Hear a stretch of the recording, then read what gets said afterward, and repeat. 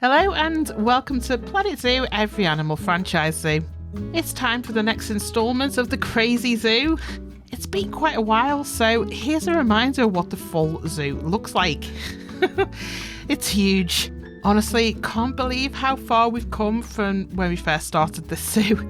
I mean, I knew it would get complex in the end, but wow, it's so complex. Last episode we got in the Oceania DLC, so that's all finished and boxed off in this nice little area over here. Next up, we're looking at Eurasia animals. My thoughts with this, I'm trying really hard to balance out where the enclosures go, so I don't want to leave the zoo looking a bit lopsided. My thoughts are to squeeze the remaining animals into this section over here.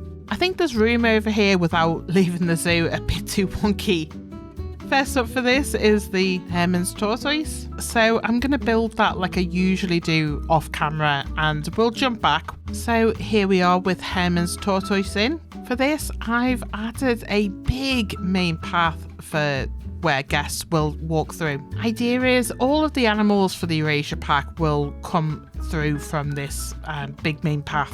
Then we have barnyard to contend with, so yeah, lots of room there for barnyard animals. Design-wise, I decided to go with the classic theme. It's been a very long time since I've built anything in a classic European style, and I think I do well with it. So the tortoise has got quite an elaborate setup here, considering it's just an exhibit animal. This clock tower, I've stolen this from a train station build I created a few years ago, which is based at the clock tower at St Pancras Station in London. I know that's not exactly the right part of the world for this, but I was in London last weekend, so maybe that was on my mind. It's still part of Europe, so yeah, I'm gonna say this is okay. Let's play the game of trying to find the tortoises. Oh, little close there. That's definitely a tortoise. So that's where I'm going so far with the Eurasia animals. Definitely heavily building on the European style here. It's been ages since I did anything in the classic European style, so I had fun just building something in that style, so that's what we've gone with. Next up is the mute swan, which of course is my favourite animal in Planet Zoo because it's a swan. They share enrichment with a number of other animals, but we've already added the deer, and I did look at that, but there's no way we can fit them in and squeeze them into the deer habitat. So the deer are going to stay where they are, and we're going to create a new enclosure that incorporates the mute swan with the wisent and the wild boar. So starting off with this build, as a basis for this, like with the tortoises, I've started with repurposing an old classic build from a previous series. This is the classic reptile house from my European city zoo, which I've basically cut in half here to suit the idea I have for this habitat. It's interesting to see what everyone's opinion is of repurposing old blueprints for new designs. Personally, I don't have an issue with taking influence from previous builds and building upon them with new projects to a point. In my blueprints tab, I have about 20 set pieces that I go back to regularly to use in new projects. But if it was a straight copy and paste, I think it'd lose its purpose. Picking a section and building that up to create something new is a great time saver though. Plus, it gets more use out of something I spent a lot of time to get right in the initial build, so that's what I've gone with for this habitat anyway. My idea was to build an elevated path that goes into this building with a mezzanine at the back. At the front we'll have a big pond for the swans, then the rear of the building will be more like a traditional habitat with space for the wild boar and the wisent. I will say, I've been hyper focused on Planet Zoo the past couple of weeks. I've had a complete overhaul of the starter habitats on the PC version of the game, and I've just finished the next instalment of the starter habitats for the console too. For this episode, I've deliberately left in a load of the boring stuff I would normally cut out. This shows you where I deliberate and can't decide on something, and I really wanted to show here where it takes time to build something in Planet Zoo. Even if you're using a blueprint as a basis for it, it still takes time figuring out how to fit that in. Sometimes people allude that I'm one of the master builders in Planet Zoo, and I'm really not. Seriously, I'm not. It's just the hours I've put into the game It all builds up in the end, and I get stuff that I really like, and when you accomplish something, I really want to use that stuff for future builds and learn upon that experience. I think this build for the Mute Swan and Friends is a perfect example of this. I'm basing the idea on the habitat on something I've already created, but it's still a brand new enclosure, so there's loads of stuff that I have to think about in the build. So yeah, it's been a long time since I've last done a video in this zoo, and for good reason, to be honest. Good time actually for an update on what's been going on with the channel. The Barnyard pack landed in April, I think it was, so I spent a few weeks working out the video for the new animals for that. Then I got onto the second lot of starter habitats for the console edition. All that's left for those is the African animals, which is no small feat to be fair. There's a lot of African species. I am making headway with that. There's no video just yet, that'll be out next week, but I have already completed all the grassland African animals for the console edition starter habitats. All my work with the console edition starter habitats, it kind of brought into focus for me the failings of the starter habitats I created for the PC version of the game. The base game starter habitats for that were created over 3 years ago now, and I've nailed down the quality standard for starter habitats in the preceding years, taking account of some of the quality of life updates that have been added to the game. So things like the blueprints incorporating build pieces outside of the barrier, you've got the mesh fencing now, and things like the panelized version of a majority of the wall pieces being added to the game. These are all great features that never made it into my original versions of the starter habitats on PC, so it was definitely time to go back and take a look at that and redo some of them. So yeah, taking account of everything, I'd known for a while what I needed to do, and I was deliberately holding off because I knew it was going to be a huge job. Basically going back and redoing a full overhaul of all of the collection. I think I got to a point where I knew I just had to fix it, and I knew what needed doing, so that's what I've been working on for the last month or so. All of those updates are now live, they're all on Steam, so go and check it out if you want to see what I've changed with some of the starter habitats for that. Following this, well, let's say, what are we going to do with the channel now that that's finished? Really, this is all dependent on what's happening with Planet Zoo. What does the future look like? In my opinion, there's been subtle signs from Frontier that we're reaching the end. The last DLC pack, we got both new animals and new scenery pieces. Adding all that as a bundle feels like they're releasing everything that has been left in the back catalogue. The free updates for the last year or so, they've added a few tweaks here or there, but not anything substantial for a new feature, in my opinion. Aside from the animal encounters, of course, I guess that counts as a major update.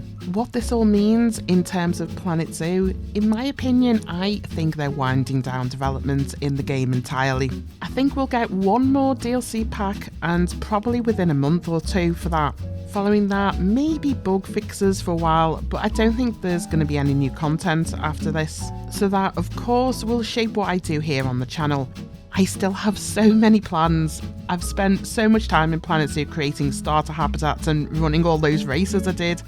I've barely scratched the surface when it comes to actual zoo projects that I want to do. If I'm right and there's no new animals or scenery pieces to come, that will free up a lot of the time I spend making videos about the new stuff every time a new pack is released to actually spend on other projects. It's no secret really that as a mostly exclusively Planet Zoo YouTube creator, Frontier do send me a copy of each new DLC to cover on the channel. So with that, it's absolutely been my obligation to cover every new release and make sure I cover new packs to a high standard. I have of course felt like that is the unwritten rule and holding up my end of the deal. And I've done that willingly for the last 2 or 3 years, I guess. With the game winding down and more than a few hints that there's maybe one DLC left to come, that will finally free up the time I dedicate to new packs for things that have been on my to-do list forever, but there's never enough time to really get into. For example, I found that I really enjoy making the mini habitats, so like the small animals, the tortoises, foxes, and of course the sandcat. I'd like to create a zoo dedicated to all the small things. I also want to make biome-specific zoos, so a rainforest zoo, a tundra zoo, Asia zoo, stuff like that. I think without the distraction of a new pack landing every couple of months, there will finally be time to work on all of that. There is also a couple of zoo projects that I've already started that I want to go back to. So first one, definitely Australia Zoo. I started that zoo when the Australia DLC released, and since then other DLCs have added loads more animals that could be added to that zoo. The other major project that I sort of abandoned is the European City Zoo. For that one, I completed the skeleton of the zoo and the surrounding city, and I did finish off the Europe zone, and I think I got halfway through Asia before losing steam on that one. It does feel a little daunting to go back into that one since it's going to be a huge undertaking to finish it off. However, if we are at the point where the game is winding down, finishing the City Zoo will feel like a great accomplishment for me to complete. Then of course we do have every animal zoo to finish off. I think once Frontier announced that there's no new DLCs to come, it will definitely be easier to finish off this zoo, smarten up the habitats a bit, and there's bits and pieces need fixing before I can finally release it as a sandbox zoo on the workshop. The big problem I have releasing this zoo to the workshop will be the sheer size. I mean, my PC is quite high spec, and even I'm struggling with it now. The frame rate is terrible if I'm recording in this zoo. So yeah, I've got stuff that I'm definitely going to work on with that to try and figure that out. I know I complain about this a lot, so apologies for the constantly badgering on about the frame rate issue. The funny thing is, I've only got myself to blame for this, for taking on such a huge project. My biggest fear with it is that the video quality dropping so much that the videos might become unwatchable.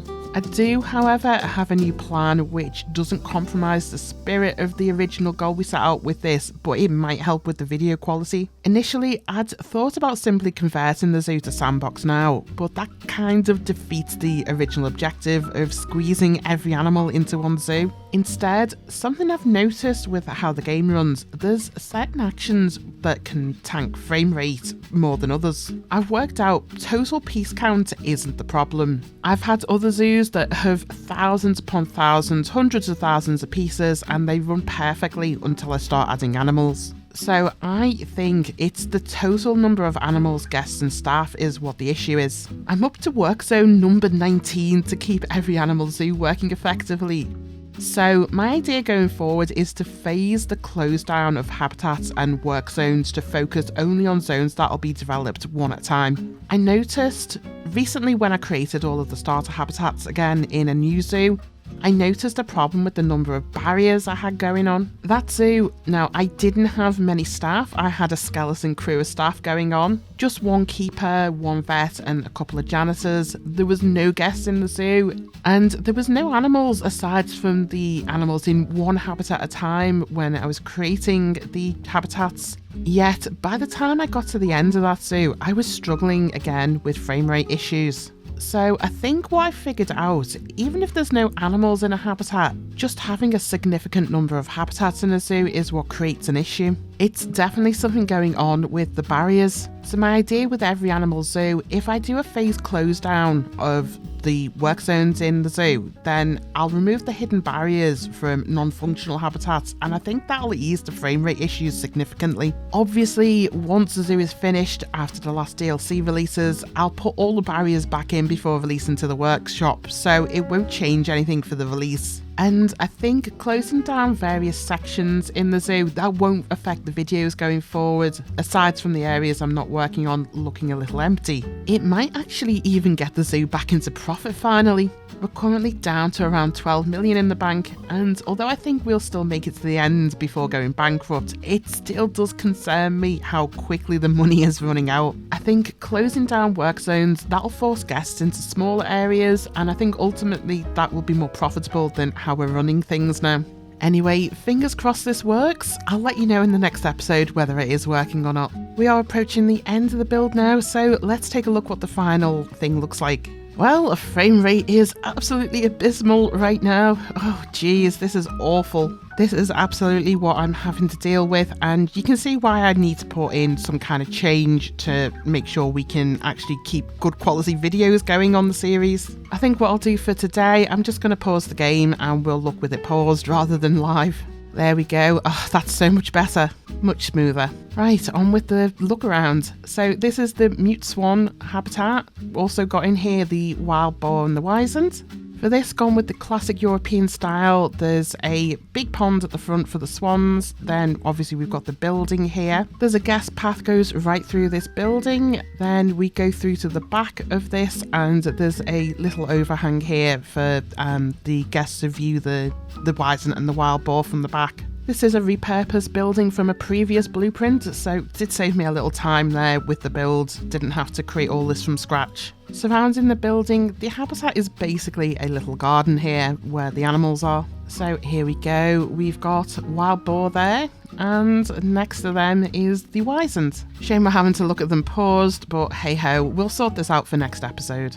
Let's see if we can find the swans. Yes, in that corner there. There we go. Mute swans. Now, interesting for this habitat, the mute swans and the wild boar can get through to the front, but the wisent are too big and they can't access the front part where the pond is. Hence why it was a good idea having the guest path that goes through to the back as well, so the guests can see the wisent from the back and the rear, but they can't see them from the front, unfortunately. Anyway, that's where I'm up to with Every Animal Zoo. Next week, or next episode, I'll be adding the rest of the Eurasian animals. Then we're on to barnyards and any possible new DLC that might land in that time as well. Hope you like what I've developed here for the swans and friends. Thanks for watching. I'll catch you in the next video.